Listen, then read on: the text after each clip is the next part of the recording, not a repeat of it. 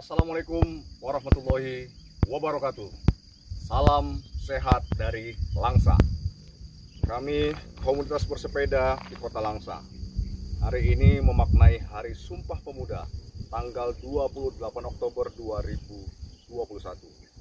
Seperti apa yang disampaikan oleh proklamator kita, Bung Karno, berikan kepadaku 1000 orang maka akan aku goncang Gunung Semeru. Tapi berikan kepadaku 10 orang pemuda yang memiliki kecintaan terhadap bangsa ini, maka akan aku guncang dunia.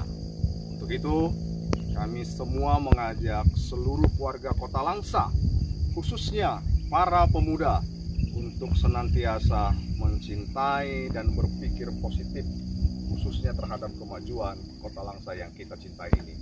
Salah satunya adalah dengan cara bersepeda.